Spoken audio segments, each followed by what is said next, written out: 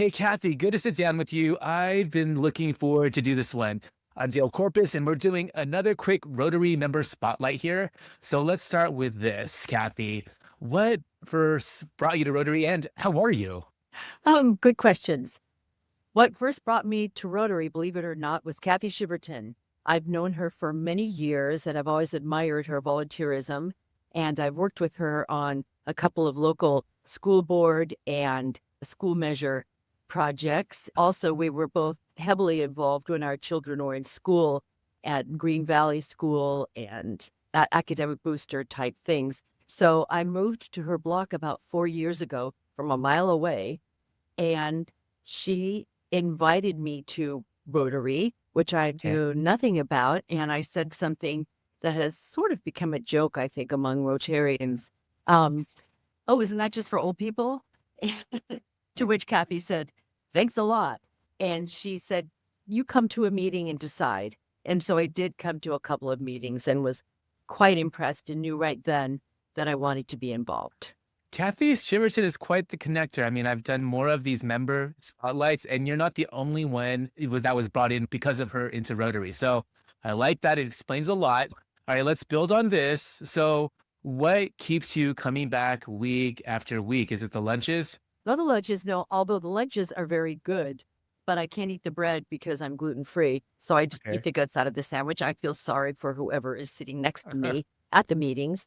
What keeps me coming back week after week is the commitment of Okay. all that are involved, interesting speakers, knowing where my money is going.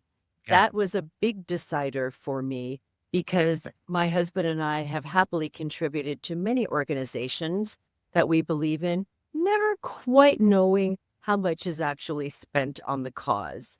Yeah. And it's just crystal clear in Rotary where it's going. And it also gives an opportunity to be boots on the ground, so to speak. Probably not a popular saying these days, but anyhow, but to be present at some of Yeah. the wonderful organizations that we support. I really like that. That's what keeps me coming back.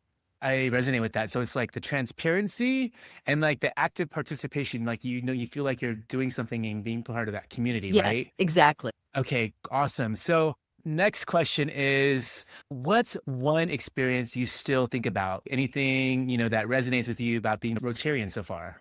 Well, one of the very first things I did before I started working on my blue badge, which I don't have yet, was Okay. going to Trinity House with a group of Rotarians.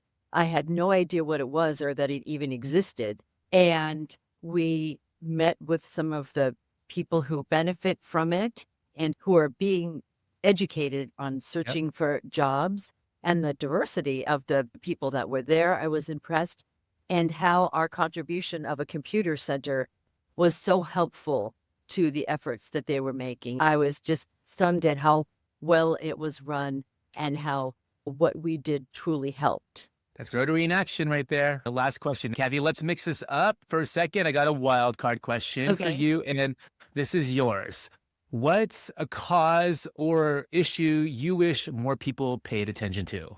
I wish more people paid attention to recycling and the environment and how the small things that we do can add up to big differences in the way we live and the way our earth acts. I'm sort of rabid about recycling. I recycle everything that I can. I try to buy less plastic packaging, but that's next to impossible.